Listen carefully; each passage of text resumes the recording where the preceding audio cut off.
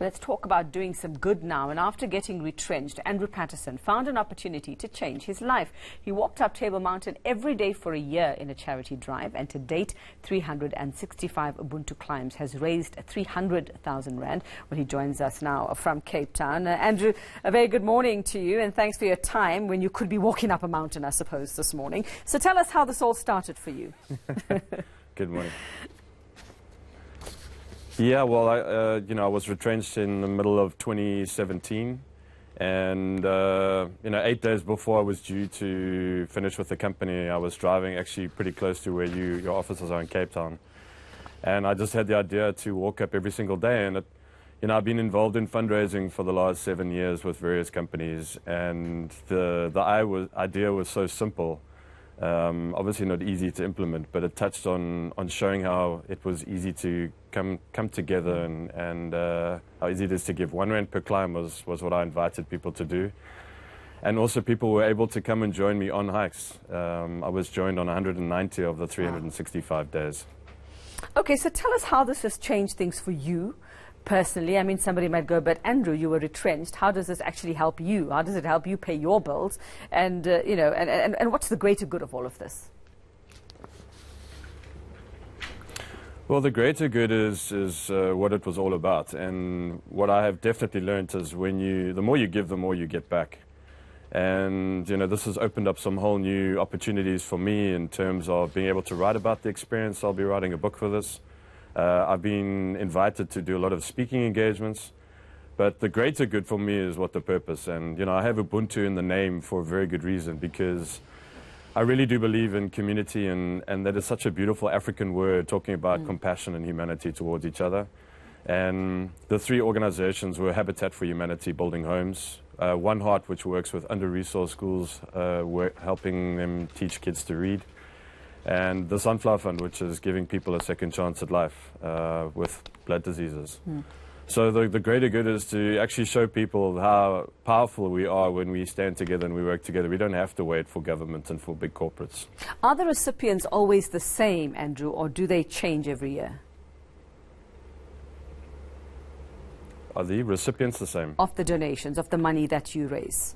Is it always the Habitat for Humanity, Sunflower Fund, and One Heart? Yes, yeah, no, and One Heart, yes. Yeah, I had originally wanted to do 1 charity per month, but the reality is, if you dilute, there are so many to choose from, and a lot of people doing good work. But for me, these were the 3 that were close to my heart in terms of building a better future for all South Africans. And I think education, housing, and health are 3 really good ones to have. So they've always been the 3 and will be in the future. I'm not going to stop raising money. The Backer Buddy site is still open. I'm still going to be doing talks. In fact, I'm going to America at the end of the month.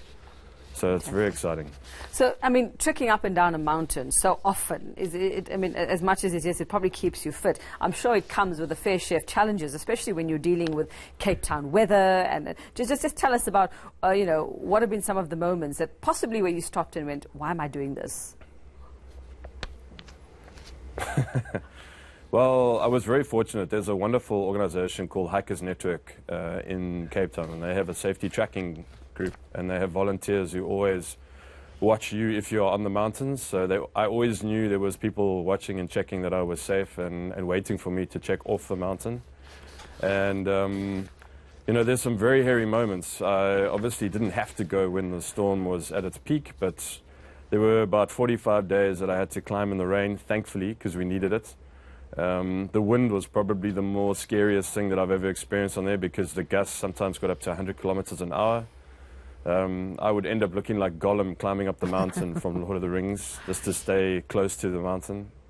I think halfway was probably the scariest and most daunting moment for me, because I had been given advice by a friend of mine, Jamie Maria, to say, use the first half of the year as training for the second half. And when I got to halfway, I realized how much had gone into that. And now I had the exact same to do, except I hadn't had a break and my legs were far more tired and fatigued. So that was probably the most challenging time. And then as I got towards the end, it was really just a mental mind over body, just saying, we're almost there. I really, it was showed how much I believe in the three organizations and what they're doing, that that really spurred me on to not fail at all and to finish this challenge. Okay, well, I see here that you have a goal of raising 1 million rand. You're already over 300,000, 367,000 rand to be precise. Have you set yourself a deadline for that? Well, it would be great if we can get that by the end of this month. Like I said, I'm not going to be stopping my journey on continuing to raising money for them. So I'm looking to go actually past that mark with this. Okay, well, hopefully we've helped you a little bit this morning, raising some awareness and with the focus on your cause there. And there we're looking at Andrew there as he smiles as he gets to the top. Andrew, well, we wish you all the luck, and we look forward to maybe doing a crossing with you as you're getting up that mountain the next time. Tell us what it's like. Thank you very much. That's Andrew Patterson there, the hiker and founder of 365 Ubuntu Climbs, hoping to raise R1 million.